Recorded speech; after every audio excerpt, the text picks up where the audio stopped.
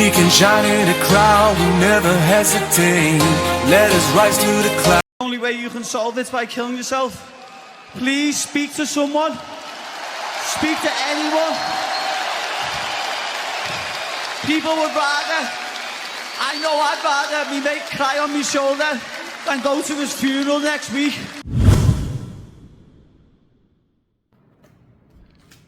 Dreamaholics, how you doing? It is great to be with you. Great to be with you. And again, remember, a dreamaholic is somebody who's completely dedicated to making their passions and dreams become a tangible reality. Now, I want to talk to you today about something pretty serious, because I know that there's a lot of people out there who are hurting. And this channel is dedicated to really helping people to get breakthroughs and take things to that next level. But if you're dealing with things like depression or suicidal thoughts or things like that, obviously it's very difficult for you to perform at the level that you want to perform at. And so I just wanted to share a bit of a story with you of, this is prior to my being a coach and prior to me learning about how the mind works and all of that.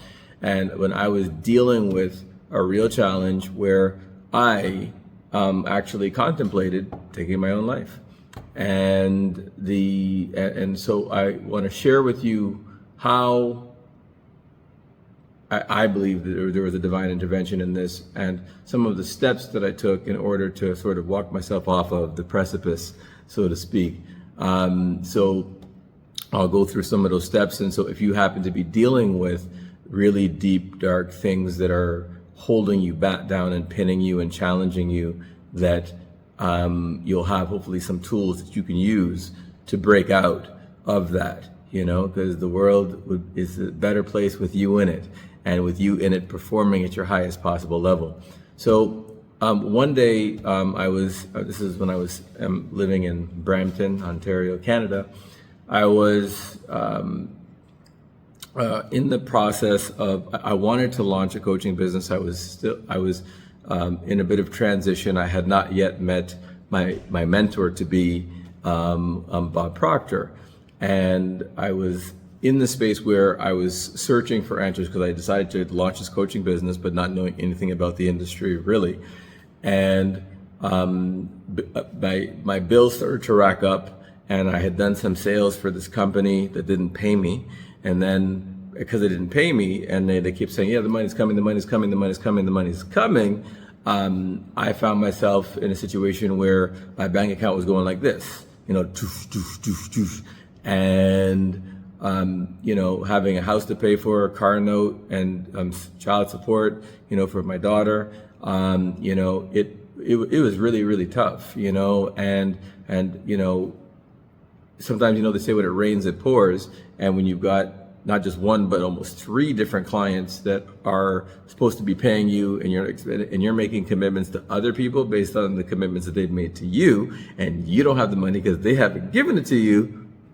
And then I'm hearing from, my ex, because she's getting upset because I had made commitments to her that I hadn't kept. So she was right to be upset.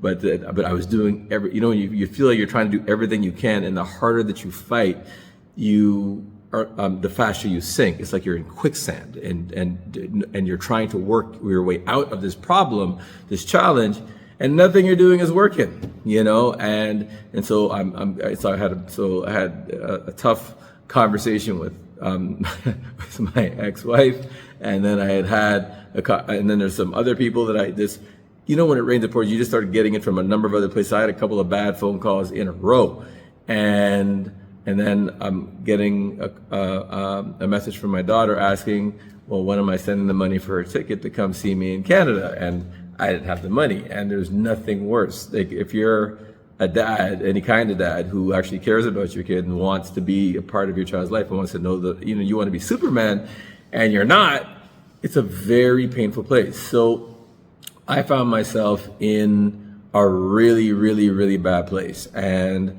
I remember, and then the person I was dating at that time, well, not just dating, I was in a relationship with, and she was in my ear about, why you want to pursue this coaching thing, why do you want to do this, why do you want to do that, all this kind of stuff. And when things weren't moving at the pace that I was accustomed to, because I was used to winning. I was used to things happening very quickly, and you know what I mean, and having results show up, but that wasn't the case right then. So I found myself in a situation where I was like, oh my God, like, what the hell am I going to do? I have to do something now. But things are just not working.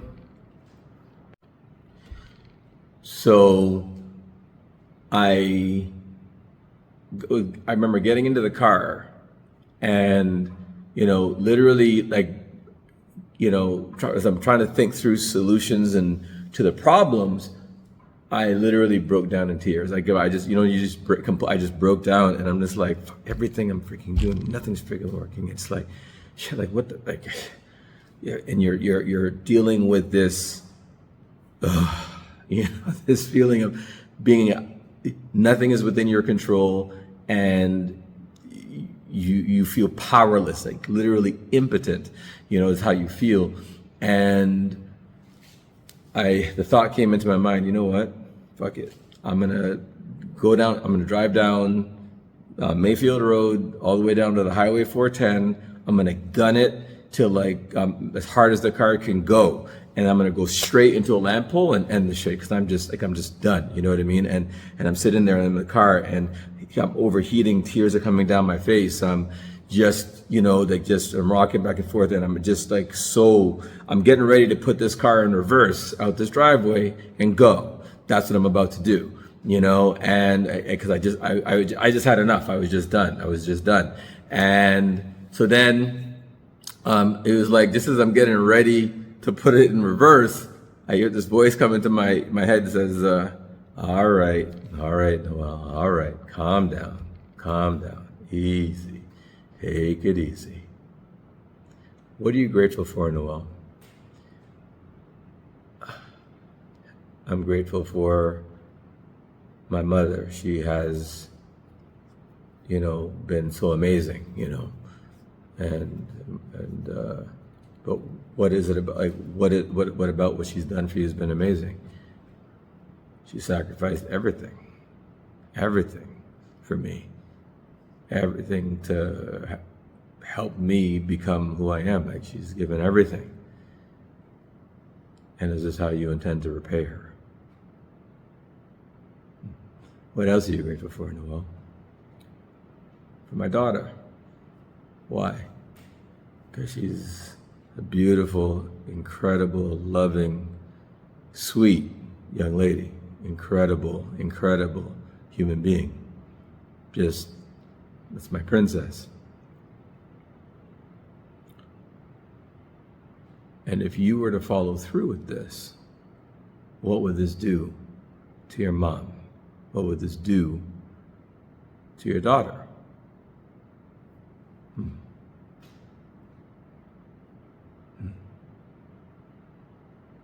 It would devastate them.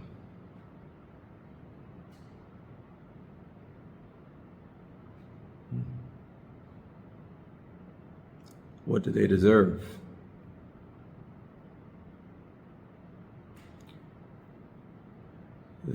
My mom deserves a son, and my daughter deserves a father who wouldn't be this selfish. They deserve somebody my daughter deserves a dad who would be a better example.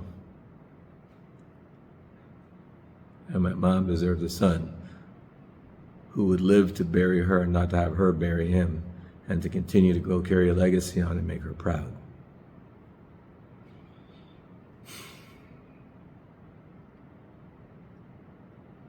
So what are you going to do?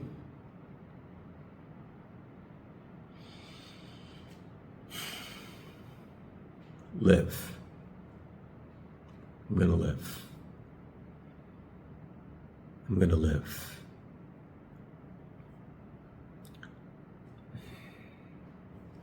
In that moment, I put on Soldier Boy. Pop up out the bed, to my swag on. That's what I put in my music, and turned up the air conditioning in my car, put it on full blast. I was getting the breeze on my face, and then, I'm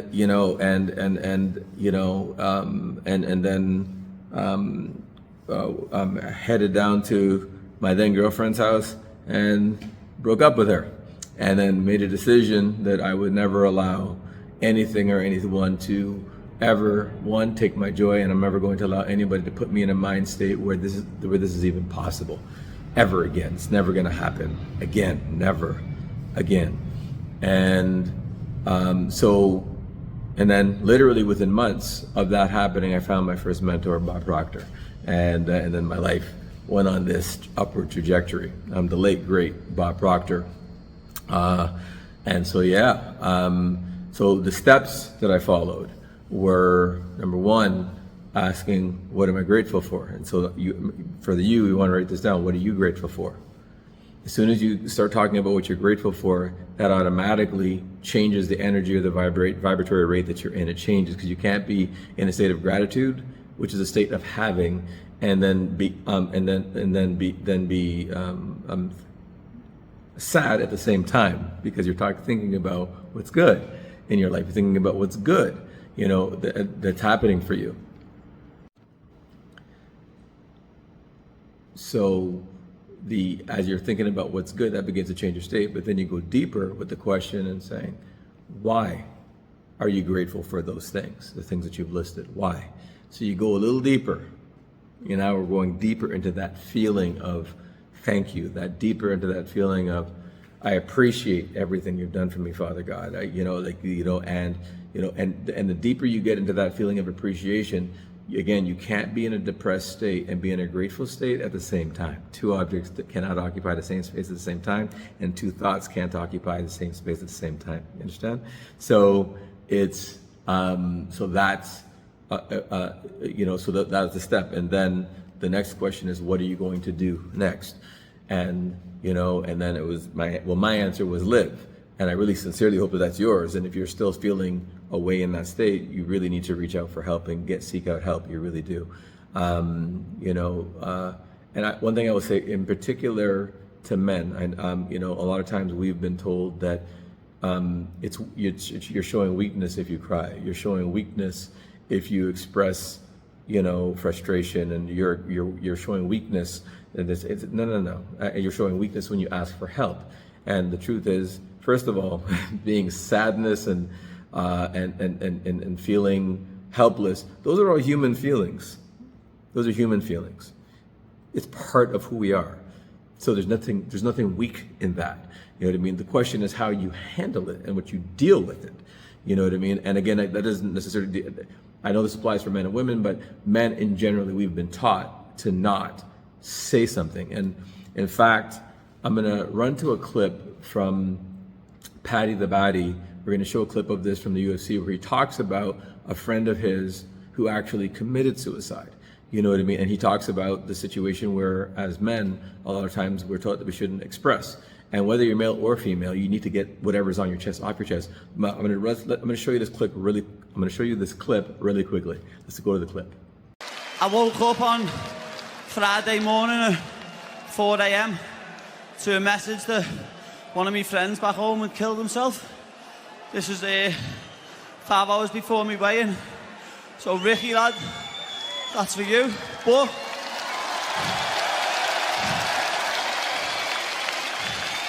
there's a stigma in this world that men can't talk.